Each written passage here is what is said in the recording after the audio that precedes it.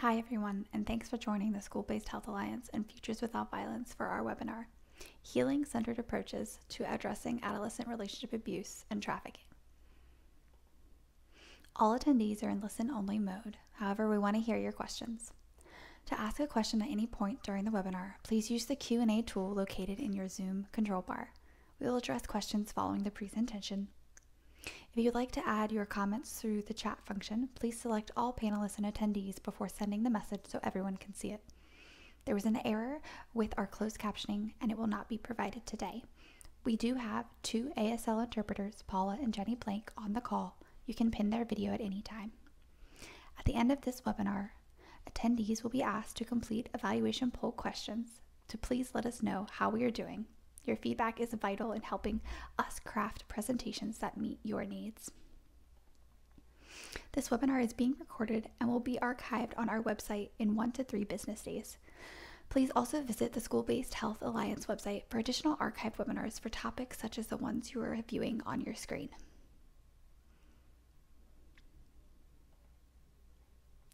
Futures Without Violence has also a number of archived webinars on their website.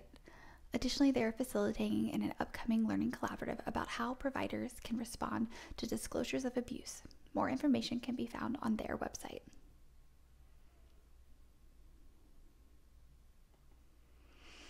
As we've shared, this webinar is co-hosted by the School-Based Health Alliance and Futures Without Violence.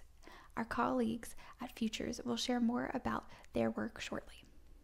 At the School-Based Health Alliance, we believe that all children and adolescents deserve to thrive, but too many struggle because they lack equitable access to healthcare services. School-based healthcare is the solution, bringing healthcare to where students already spend the majority of their time, in schools. When schools, families, students, and the community work together, students win. Now I'll turn it over to my colleague Emily to share our objectives and introduce today's presenters. Thanks, Jenny.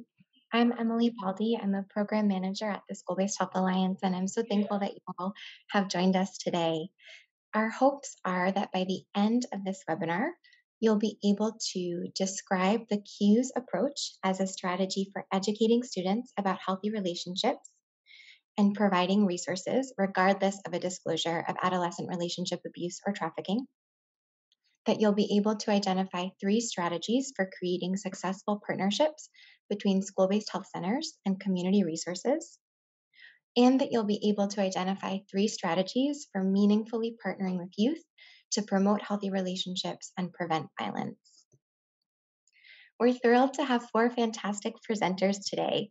Lisa James at Futures Without Violence and Dr. Liz Miller from the University of Pittsburgh Medical Center will start us off by talking about adolescent relationship abuse and about a clinical approach to addressing violence called CUES. Next, Andrea Diaz from MISI will share about how school-based health centers can partner with service providers in their community to support the youth they serve. Then, Anam Latif, a member of the Adolescent Health Initiative's Adolescent Champion Teen Advisory Council, will discuss strategies and ideas for how adults can partner with youth for violence prevention. After the presentation, the presenters will respond to questions from the audience. And now I'm excited to turn it over to Lisa and Dr. Miller to share a little bit about their work. Thank you so much to both of you for kicking us off, and to all of you for joining to talk a little bit about the role that school-based health centers can play in promoting healthy relationships and prevention of adolescent relationship abuse in collaboration with community-based programs. Just a quick word that Futures Without Violence runs our health partners on intimate partner violence and exploitation. And what that means for you is that there are a whole host of tools and resources and learning opportunities on the website that you see here. So please do join us for future learning collaboratives.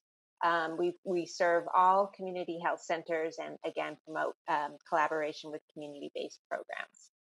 Next slide, please.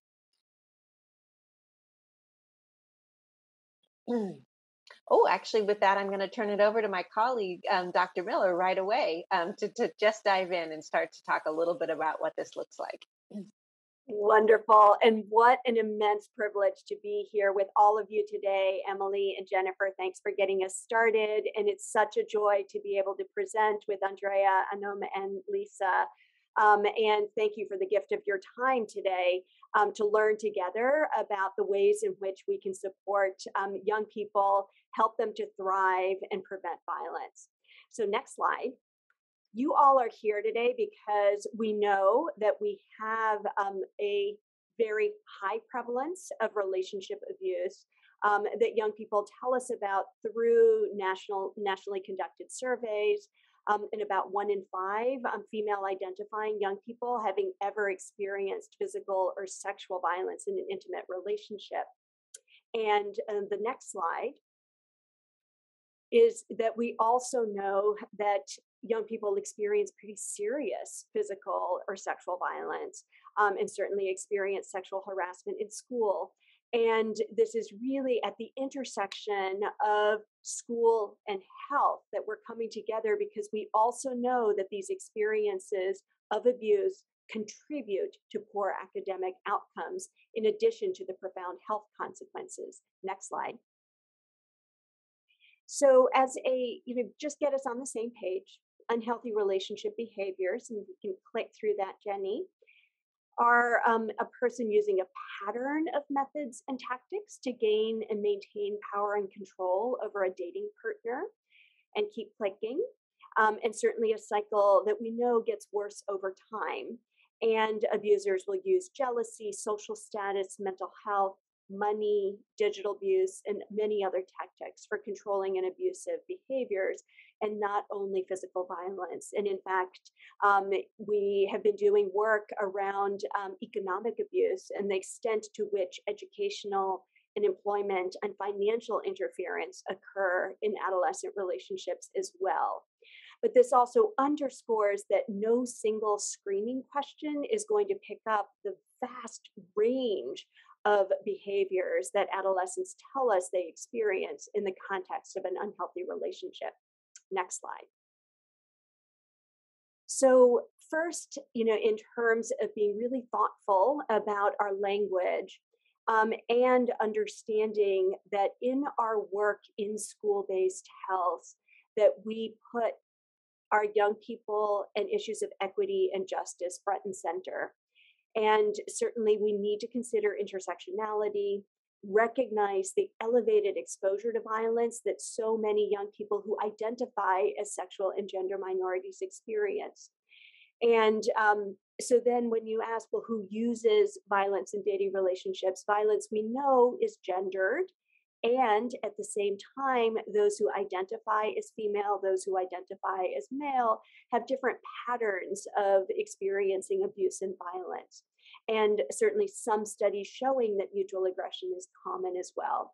It is critical for us as clinicians and advocates for young people to recognize context, impact, and outcomes as we approach this issue together. Next slide. So when I teach learners in the healthcare setting where I work in Pittsburgh, I basically say, pick a health topic. I will trace it back to trauma and violence. And that is certainly what this Wordle is showing, and indicated, really intended to show that there are myriad health and social consequences of experiencing unhealthy relationships. Next slide. And one of the areas where we have focused a fair amount of attention is with young people who are birthing people, and this concept of unintended teen pregnancy. And while I don't have time today to go into all of the nuances of thinking about this, these are pregnancies that are undesired, unplanned, mistimed. And what we know that in the context of an adolescent pregnancy that was unintended, that adolescent girls are also, who are in physically abusive relationships, were nearly twice as likely to become pregnant than those not experiencing such abuse. And one of the mechanisms for this connection between intimate partner violence and unintended pregnancy is a phenomenon we call reproductive coercion. And through narrative interviews with young people over the course of a number of years, we have heard stories like this. He really wanted the baby. He always said, if I find out you have an abortion, I'm going to kill you. So I really was forced into having my son. I didn't want to. I was 18. I was scared. I didn't want to have a baby. I just got into college on a full scholarship. I just found out I wanted to go to college. I didn't want to have a baby, but I was really scared. I was scared of him. And there's much more to be said about this phenomenon of reproductive coercion, and want to underscore that as we think about the many, many ways in which we support young people in school-based health centers, that keeping this linkage between unintended pregnancy and reproductive coercion in mind. Next slide. So, having been a medical director for a school-based health center myself, and many years of being part of the National School-Based Health Alliance, as well as at the state level, I have to say the opportunity to work closely with school-based health centers is near and dear to my heart. You all are essential for adolescent relationship abuse prevention and intervention. And you all are here because we recognize that case identification is challenging, right? Adolescent relationship abuse is rarely identified in the clinical setting. I certainly personally have not had a patient come in going, "Hi, Dr. Liz, I'm in an abusive relationship and I need some help." And it is really that we're tackling here together today. So next slide. What I've identified for you is that adolescent relationship abuse is prevalent, that there's many, many ways in which this manifests, many different kinds of behaviors experienced, and that adolescents are rarely likely to seek care specifically for the relationship abuse itself, but that there are some serious health and social consequences that we may see in our clinical practices. And it is in that context that I quickly want to share with you a healing-centered approach that we call CUES. Next slide. So, as we move forward, in the chat, if you could please put in some thoughts about why a young person might not choose to disclose relationship abuse on a screening form. And as you can see, some of the possibilities included here, I see fear, absolutely, judgment. They may not know, not realize it's abuse, not knowing what's going to happen with the information exactly, right? And the abuse may be a form of general normalcy, concerns about confidentiality, afraid of what adults will do with the information. You got it, right? There are many, many reasons that young people are not waltzing into our offices going, "I'm experiencing abuse and I need help." So where does that put us as clinicians? Next slide. One of the things that I want to pose to you today is, what if disclosure and case identification is not the goal? How about we potentially rethink screening as the paradigm, recognizing that what we know from the last 2 decades of work in intimate partner violence and more recently in relationship abuse research, disclosure rates remain very low. It's not survivor-centered. Resources are offered only based on a patient's disclosure, and we miss out on opportunities for prevention education. Next slide. So the universal education approach provides an opportunity for patients to make the connection between violence, health problems, health risk. And what I want you to hear is, if you already have screening and checklists as part of your clinical workflow, the strong recommendation coming out of this webinar is that we recommend doing the universal education first. And interestingly, earlier today, I was sharing some thoughts with our colleagues at the hospital doing food insecurity related work as well. And there too, we have introduced offering resources to families, saying a lot of families have been struggling through this pandemic, including with getting resources for food. Here's some information for you. If you're willing to share some additional information with us, here are a few questions, and you can also let us know if there are any of these resources we can help you with. And so I just want to plant the seed that while we're talking about relationship abuse, that this approach of universal education is one for us to consider in terms of addressing health-related social needs. Next slide. So the Q's, intervention. The mnemonic is C for confidentiality, U for universal education, E for empowerment, and S for support. And the next slide, the who does it and when, right? Every health center is structured a little bit differently. You may be the sole practitioner at your site. You may be part of a larger team, and you can really work together with the entire team to think about how is this information provided. So for example, in our adolescent clinic here in Pittsburgh, our medical assistants will often offer the information, and then the clinician will follow up saying, I see that our medical assistant shared the information with you, and what questions do you have for me? And so that is, there are lots of different ways to do this. We really hope that all young people, regardless of what they're coming in for, will receive this information, including our LGBTQIA Two-Spirit Plus young people too. How often to do this? At least annually. Certainly, if there is a disclosure at the next follow-up appointment with any new relationships. I will say that in our practice, our practitioners have so built this into their workflow that they're pretty much offering this information at every visit. Next slide. So the confidentiality part is that we always see patients alone, and practitioners in school-based health centers, you know this exquisitely well, right? And we think it's so important for health centers to have a clinic policy, for privacy compliance. Every patient is seen alone for some part of their visit. Of course, it's also true that adolescents tend to travel in gaggles, and sometimes their friends want to come into the exam room too. It is helpful to have a policy like this. Next slide. So a confidentiality reframe that we have learned from talking with young people who have experienced sexual exploitation is something like this. I know a lot of patients aren't ready or maybe afraid to share certain things about their health or relationships. I want you to know you can use these resources for yourself or for a friend, regardless of what you choose to share with me today.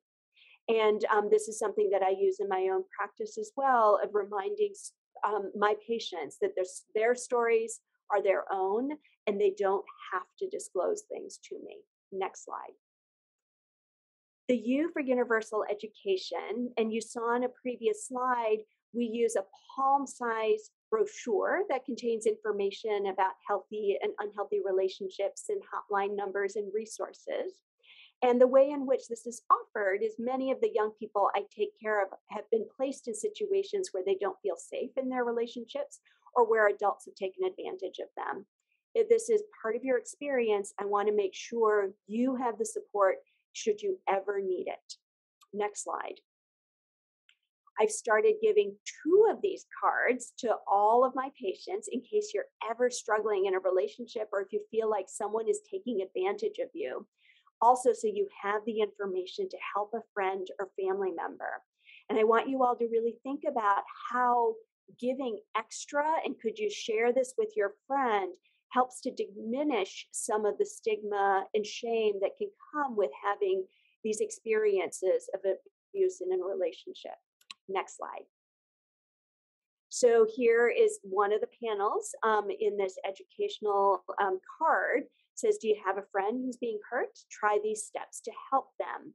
And I will say, as we have interviewed young people over the years about receiving information this way, that this is the panel that they pick out as being their favorite. And of course, it is why we take care of young people. They're the most incredibly generous and compassionate people I know. Next slide. So what is the evidence in supporting this? Like, is this an evidence-based practice?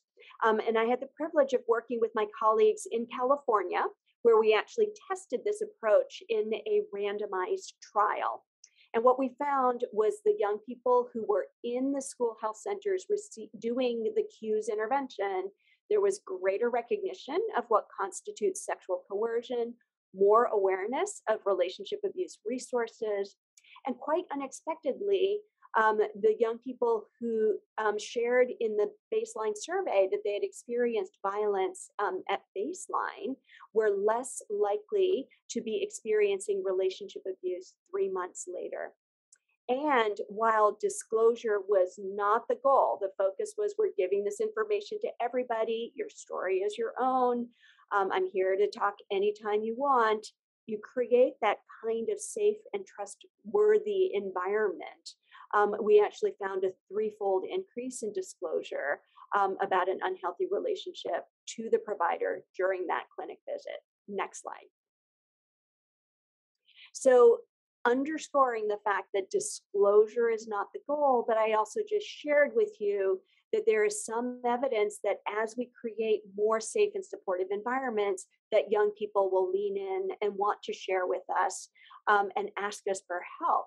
So disclosures do happen. Next slide. And we have such an important obligation to show our gratitude to young people, right? I'm just so glad that you shared that story with me. Thank you for trusting me. I hear you saying that things are complicated. Would you like me to offer some thoughts on what other young people have found helpful? I'm okay with just listening as well. And that just expression of gratitude and reducing that sense of shame and isolation is something that survivors have told us over and over again is so vital for their path to healing and recovery. Next slide. So among the strategies, now earlier I told you a little bit about reproductive coercion, and in the context of reproductive and sexual coercion, there are really specific strategies that as clinicians, we are able to offer to young people in helping them and promoting their sexual and reproductive health. That could include talking about contraception that their partner doesn't have to know about, such as the copper IUD, offering extra doses of emergency contraception to take along, assisting with notification of a sex partner about a sexually transmitted infection diagnosis, or helping a young person opt out of engaging in partner notification. Next slide. And one of the things that we can do as clinicians is make absolutely sure that we know who our domestic violence and sexual assault advocates are in our community. And we can promote the health of students who are survivors by, for example, offering for them to use the phone in our clinic to make a confidential call, or assisting them with safer partner notification of a sexually transmitted infection, offering them contraception that will help them protect them from reproductive coercion, and talking to them about wellness and health and thriving, all of these others. And there's so many ways in which we can do this work together with young people. Next slide. So I'm going to turn this over to Lisa because I have been talking about our role as clinicians in terms of knowing who our partners are. Thank you, Dr. Miller, so much for that. And yeah, we just wanted to lift up the critical role of local partnership with the service-based organization in your community, and underscore as school-based health providers, you don't have to do this alone. And likewise, as domestic or sexual violence advocates or folks working on trafficking prevention, you also don't have to do this alone. That we've seen some incredible opportunities through these kinds of partnerships where you can promote a warm referral from the health center to the domestic violence or sexual violence program. And likewise, the domestic violence program can also promote a referral to the health center, so that we're really starting to do some more collaborative work around how to better treat our clients and patients. So is through Health Partners on intimate partner violence and exploitation, we have a whole host of tools and resources that are available to you, including a sample memorandum of understanding of what it might look like to create this kind of really meaningful and deep partnership. And just kind of clarifying what your roles and responsibilities are. So it's much more than just handing somebody a phone number. You really understand the services that are provided at the local program. You know who works there, you know how to get there. You have a really meaningful connection with those programs. And in the end, it will make all of our collective work easier, and it will help us serve our patients and clients better. Next slide, please. So we've seen a whole host of these partnerships over the years be very, very effective. And I think as we did this work, we learned that particularly with school-based health centers and community health centers, folks were not clear about the depths of services that are provided through these advocacy programs. That it is for sure crisis and safety planning, but it's not only that, that there are a whole host of services, including supports around housing and legal advocacy, counseling and children's support, support finding jobs. Basically, domestic violence advocates are miracle workers, and they work so hard to be able to support a patient or client with whatever they need. So do recognize that you have that support in your community or through a national hotline. Next slide, please. If you don't know where your program is, here's a couple of links to help you find where your closest program might be. And if you are a community-based violence prevention and response program and want to connect up with your health center, you can click on that findahealthcenter.gov site as well. And as I mentioned, there's a whole host of resources on our own website, ipdhealthpartners.org, that kind of tell the story about how powerful these partnerships can be and how you can work to set up a successful partnership in your community. Next slide, please. We've found that some people, particularly in very remote places or frontier communities, there may not be a nearby community-based program, but always know that you have national hotlines and helplines that you can put somebody on the phone with right there in your health center. So don't let that stop you from being able to start conversations about healthy relationships and where to get help if you have complicated relationships, because each of the folks on these links and on these hotlines and helplines are incredible and can really connect with your patients right then and there. So check these out and give a call and find out what kind of services are available. Next slide, please. And actually, with that, I'd love to invite Andrea to talk a little bit about what that looks like in actually in my community as well.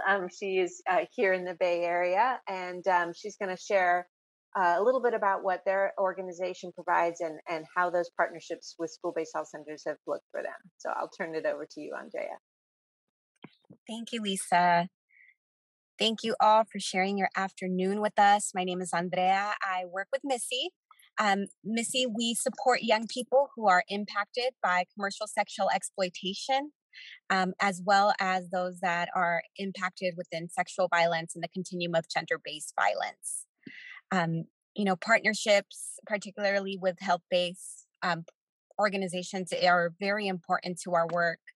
We know that young people who are experiencing violence are often seeking care, and they are very likely to, if they are still engaged in school, to reach out to their school health center to receive some support.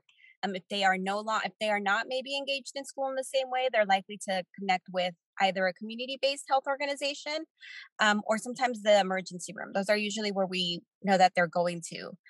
And usually by the time they are going there, it's because some of the health concerns have escalated. Oftentimes when they're first happening, whether they're not allowed to go or they're maybe,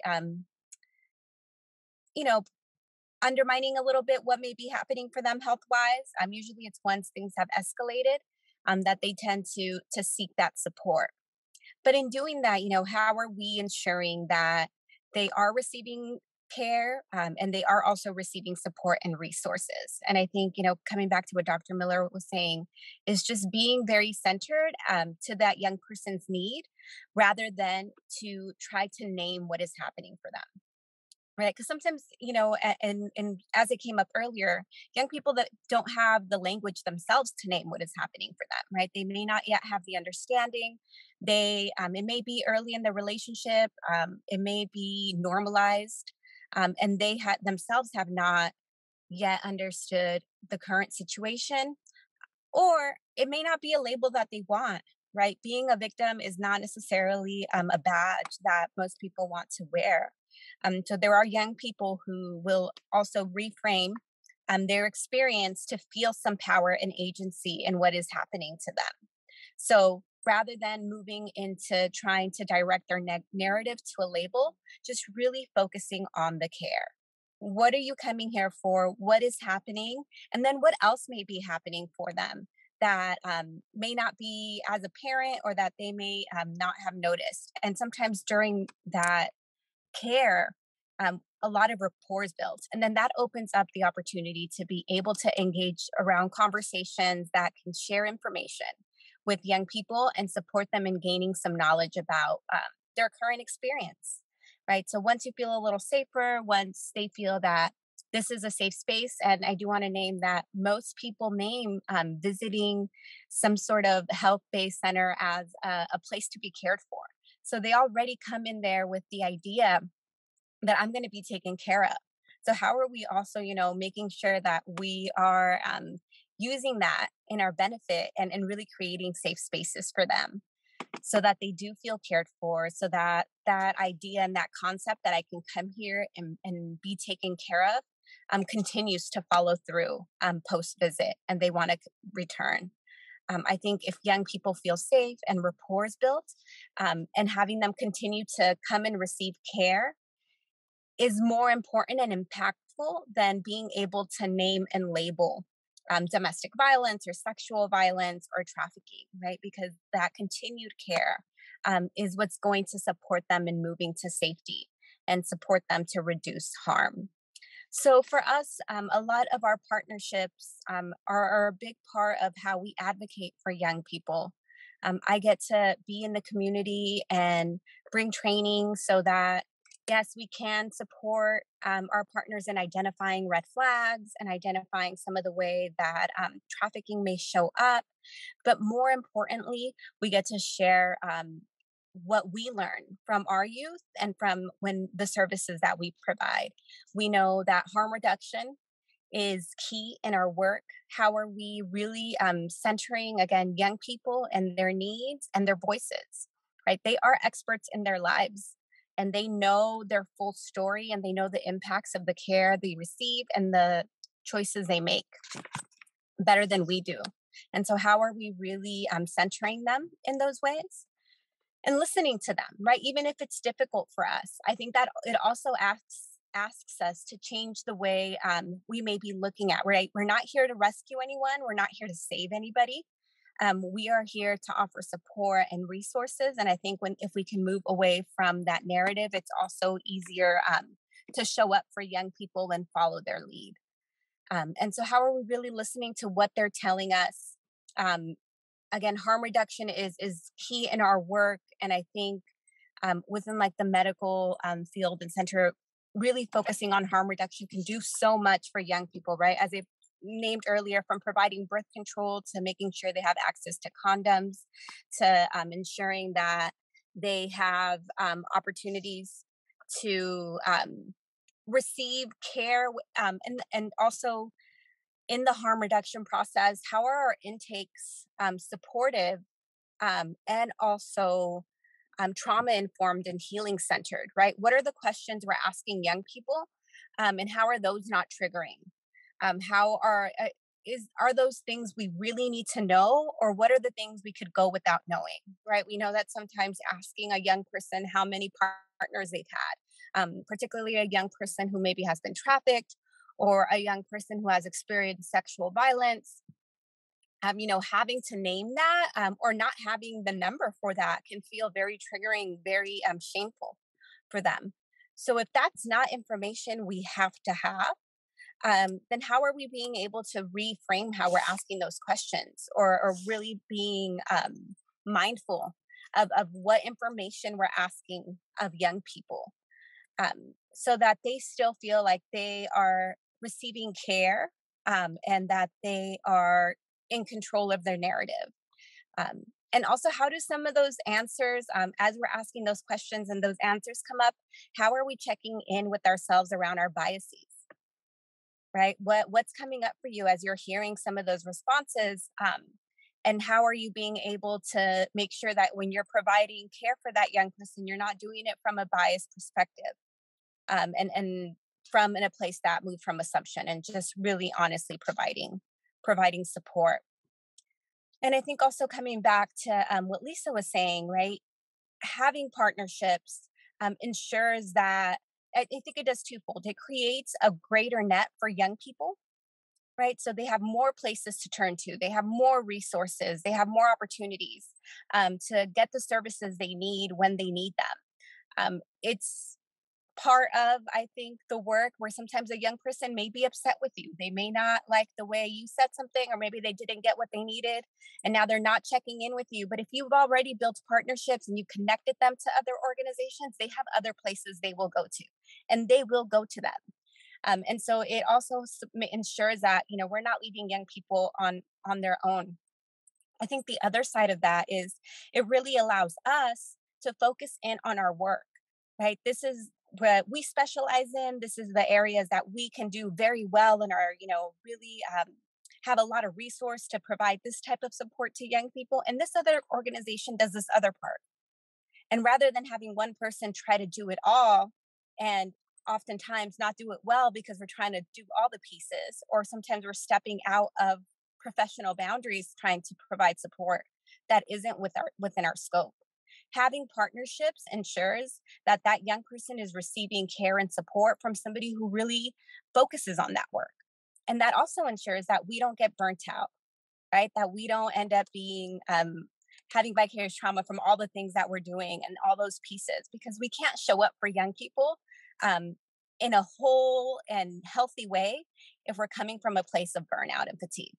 It's just not going to happen. So having those partnerships is not only a benefit to, right, overall is a benefit to young people, but it also benefits us, right, as providers, so that we're able to sustain our work and we're able to sustain ourselves in a healthy way that really creates better support systems for young people.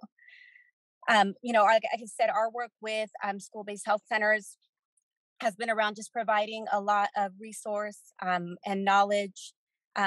Sometimes we have case managers on site if they have young people that they want to start connecting, just to start building rapport, and then making sure that they have some direct contact with us and some lines over to us as needed. And I think that's about my time. I'm gonna pass it over to Anum to talk to us a little bit about youth engagement and youth voice.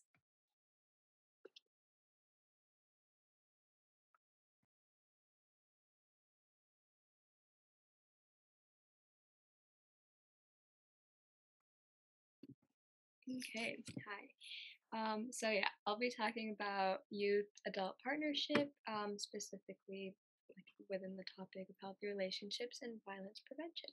You go to the next slide. Okay, so this is just a little bit about me. My name's Anam. My pronouns are she, her, hers. My dream career is to be a pediatric critical care doctor or intensivist, and I know that's probably really difficult, so that's why it's my dream career. And then there's a picture of me playing tennis. I played varsity tennis until this year. Um, there's a picture of my first rescue. My first rescue was of 6 kittens, and I'm fostering, so I do rescues and foster. And a little bit about my advocacy work and experience is I'm with TAC, which is like an Adolescent Health Advisory Council. And then I do a lot of work at school with curriculum and talking about consent, healthy relationships, and then work with peer educators of Planned Parenthood. We can go to, which I'll talk more about that later. So, yeah. So our agenda for today, we're going to talk about suggestions for successful partnerships. What can you do, and what can you prevent in order to maintain healthy relationships or build relationships with youth? Why partnership is important, what you get out of it, what youth get out of it, and what the general population gets out of it, what their peers get out of it. And then we'll go into some specific partnership ideas and opportunities. Go to the next slide. Okay. Why partner with youth? So one of the most important things that I put on this slide is that it's mutually beneficial. While you are impacting youth to a really big extent, you are also being benefited from youth when you partner with them, because there is obviously a generational gap, and there's obviously information that youth are experts in, and they're experts in things that are happening around them. And for you to partner with youth and learn that directly from them, it's beneficial to you because it helps you deal with other situations like that with their peers. And that goes into how that's how partnering with youth is important for their peers. Some people are less comfortable involving themselves in these environments and speaking up for themselves, and when they have other youth that are doing that for them and other youth that they can reach out to, they can often find more comfort involving themselves as well. And then again, because it's mutually beneficial and because you're speaking to them at a relevance that you learned from their own peers, the other youth are also being impacted and benefited. And then the youth that you're partnering with, are often benefited because they get a chance to play a role in their education and healthcare. They get a chance to talk to their doctors and their practitioners about what they are seeing around them and what they want to see from you. Um, it allows them and it gives them the opportunity to voice concerns and ideas, and it's a learning opportunity for them too, because youth at this time are often looking for those leadership opportunities, and for you to give that to them is really important. Okay, we can go to the next slide. So what adults should know. So we'll start with recruitment. um, it's if you are looking to partner with youth, know that youth are often already really excited to have those opportunities. So that should not be something that you're afraid of. But it's really important that if you find that in your school or in your environment that youth are having a difficult time coming to a feedback session that you've put up, maybe start offering incentives. There's a club in my school that will often just say, we have donuts today, and their participation goes up 50%. So if they had 20 kids, they now have 40. So offering small things like donuts or candy after the session is something that youth will often look forward to, and it gives them a little more incentive to come to the event. Um, and then offering community service hours or other school requirements, because it is in a school environment. Like if your school has a 10-hour community service requirement, maybe say that if you come for 1 hour, that you'll give them and you'll sign off that they did that community service, because at the end of the day, they are benefiting other people. And like small incentives like that can be really helpful in making sure that you are getting that participation. And then more relating to tips, it's really important that you offer help, support, and guidance, because oftentimes youth, um, for example, if a freshman comes in, it's often difficult for them to feel comfortable because there's probably seniors and juniors that are involving themselves. And so just letting them know that if they need help, and um, if that they have your guidance and they have your support, and that they don't need to know everything, and need to be like they don't need to be an expert in health to be involved with you. And then that goes right into making them feel comfortable. Create a space where they feel safe. And I put work for trust, because at this, even myself at this age, I often will not go into a new relationship trusting a new adult.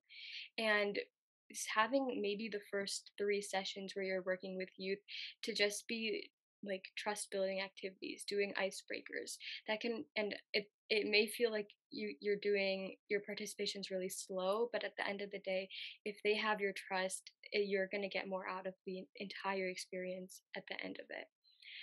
Putting norms in place, making sure that kids know that what happens there or what's said there stays there, making sure that the youth around you have mutual agreement about specific ideas and norms, and then allowing flexibility. Youth are often really, really busy, and whether that's like sports or extracurriculars or just like being at home, and allowing that flexibility and saying that like if you or if you can't come like for more than one day, that's okay, and like we still will want you to come back when you're ready to do that. And just being extremely flexible with kids. And then those are just like some tips for um, having youth involvement. You can go to the next slide. Okay, so if you'd like at this point, you can share how your clinic partners with youth to promote healthy relationships and prevent violence, and we can other people can get some ideas.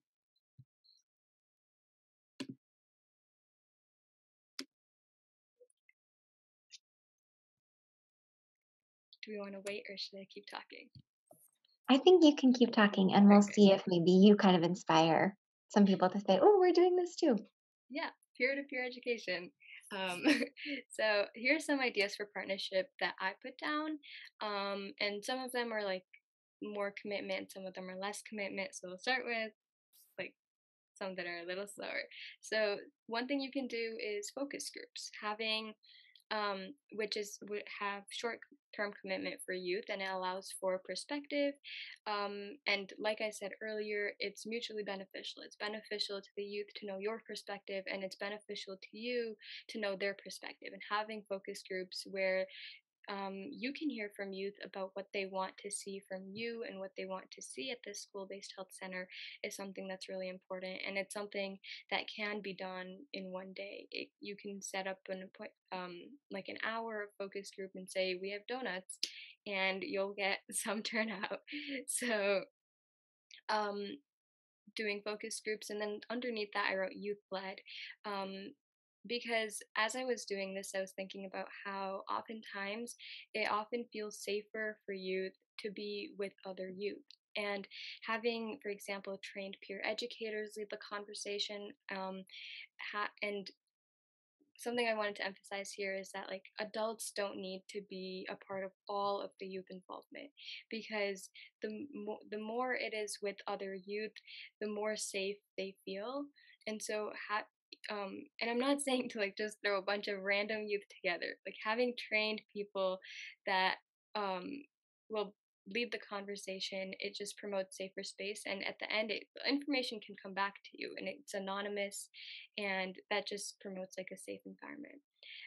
Two, partnerships with peer educators. So this kind of leads right back into what I just said. So if peer educators are trained, like they go through a lot of training. They have training like every single day for 4 hours for a long period of time. So giving your trust to peer educators for creating partnerships with other youth, whether that be through focus groups or conversations, or just telling peer educators to go around and ask for student feedback. Um, Again, because it's youth to youth, that often allows for much more open conversation and more open involvement, and then open up training so youth can lead more knowledgeable conversations. So oftentimes people aren't peer educators, and it's a long process, and some youth can't give that commitment. So having smaller trainings about smaller subjects relating to these subjects or these topics, um, that youth can come sit in, and then that allows for you to give more knowledge to them, and then it allows them to have more knowledge to share with their peers. So having like maybe modules or small trainings once a week can often allow for youth to just be more knowledgeable about themselves. Number three, on a smaller scale, just open yourself up to feedback, and that's very, very simple. Outside of your office, outside, um, after they're leaving a visit, just have like a QR code that says, give me feedback. That's something they can pull up their phone, scan the code, and maybe write a few sentences about what they want to see next time, what they thought you did really well. And um, it's a really small thing. It's just some feedback, but you being able to go over that is a form of partnership because you're partnering with their voice. Number four, this is a little bit of a larger scale, providing leadership opportunities and initiating health based programming. Peer to peer is actually a club in my school that trains youth and then it gives other youth resources that are through the other youth. So if someone's struggling with something, um, they have information about all the people in peer to peer, and they can go to any of those people, and they range from like freshmen to seniors, and that's something that's been really impactful. And then having curriculum boards or having boards that talk to you about like anything health related, whatever you're seeing is most needed at your school. And over here, I put down the Sexual Education Advisory Board, which can be really impactful and not just for curriculum, it can be really impactful for a health center as well. I think Emily has more ideas on the next page. Thank you. We do have some additional ideas to share, many of which sort of build on what Anam has just offered us. So, one thing you might consider is youth participatory action research. And according to the YPAR Hub at UC Berkeley, youth participatory action research is an innovative approach to positive youth and community development in which young people are trained to conduct systematic research to improve their lives, their communities, and the institutions intended to serve them. So, for a school based health center, this might involve partnering with a community resource to support your students in conducting research on what young people know, want, and need related to healthy relationships. Another option, which to Anam's point might be less time intensive, is to partner with youth to create opportunities for teens to analyze media portrayals of adolescent and adult relationships. Last spring, we put together a webinar called Cut the Cameras that's available on our website that has a lot more detail about how you might partner with young people to use television, movies, and media, television, movies, and books, excuse me, to have these conversations. Many school based health centers have youth advisory councils, and those can work on a range of issues. Their scope is generally not limited to relationship abuse, but a youth advisory council might implement any of the ideas that we've talked about so far. The School Based Health Alliance has a fairly robust toolkit to support school based health centers who would like to strengthen their youth engagement. It's linked on the next slide, and it expands on many of the ideas we've already been talking about. And then finally, someone in the chat mentioned Teen Dating Violence Awareness Month, which is held annually in February. So we've missed it this year, but you might consider engaging with youth to participate next year. And you might also think about whether some of the ideas that Love is Respect has put together would be a fit for your community to implement at another point in the year. Many of these approaches are discussed in a recent blog post that Futures and the School Based Health Alliance did together, which I'll drop in the chat in a moment. On the next slide, you'll see that the School Based Health Alliance offers a number of youth development focused resources, including our Youth Health Hub and our Youth Development Digest. And on the next slide are a number of resources. Many thanks to the presenters and to our friends at the Adolescent Health Initiative for putting together this list of resources, which are related to youth development, relationship abuse, and creating adolescent-friendly spaces. I know there were about 1 million links in this slide deck, so we will be sure to send it to you via email and to post on our website so that you can click through any of these that seem useful to you. So at this time, I'd like to invite you to share any questions that you have. You can put them in the chat box or in the Q&A function.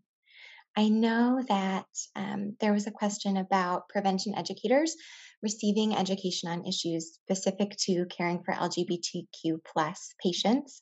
And so Lisa and Dr. Miller, is that something that you would like to chat about a little bit now? I also want to acknowledge that thank you, Jenny. Jenny just launched an evaluation poll. If you're able to take a moment to give us your feedback, that is helpful for us to improve the work and make sure that it is as relevant to you as possible. I'll just jump in. It's Lisa, and say to Judy's point and question is, and I put this in the chat as well. I think it's a mixed bag, honestly. I think some are prepared and some, receive less education. So I put, speaking of endless links, I put a couple of links in the chat for some resources. And Liz, I don't know if you want to talk a little bit about the toolkit that you helped work on with Kate around the resource.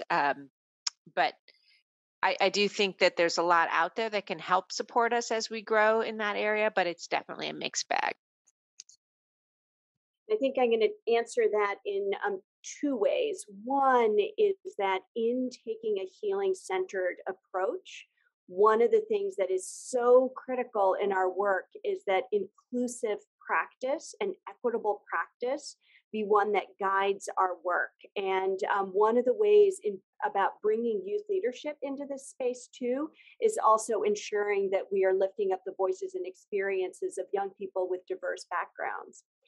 Today is a particularly painful moment for us in the state of Pennsylvania, where, like many states across the country, there is a bill to block transgender athletes' participation in school sports and many other really hateful and exclusionary bills that are emerging, not only in my state, but in many other states. And so the importance of us as clinicians to ensure that young people who are experiencing marginalization and oppression know that we are creating safe and secure environments where they are not only included but cherished is a really critical piece of our work. And I hope that we always think about inclusion of young people with disability, young people who are identify as sexual and gender minority, young people from all, refugee and immigrant backgrounds, different linguistic and cultural backgrounds, that colorfulness is what really helps to build community. So I thank you for that question.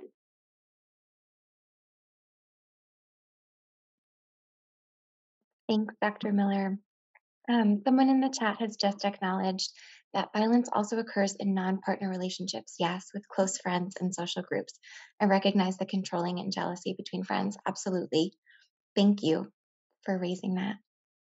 I know that we are at the 1 minute mark. Jenny, it seems that some folks didn't get the poll, so if you're able to launch it again, that's great. If not, I know that folks will also receive it when they exit the webinar. But I would like to say thank you so very much to you all for spending your time with us and to our presenters. If you have questions, we really truly welcome your follow-up. We would love to continue this conversation with you. We will be in touch via email to share the slides and the recording where you can access the resources that we've mentioned today. Anything else from the other presenters before we wrap up? Just a huge thanks to each of you for all of the work that you do, and I'm really humbled to do this work with you. And I know it's a particularly challenging time right now in both school-based health settings and in community-based violence prevention programs. So thank you for taking the time and being here. I really appreciate it. And thanks to my partners and presenters. Thank you. Thank you for your time today.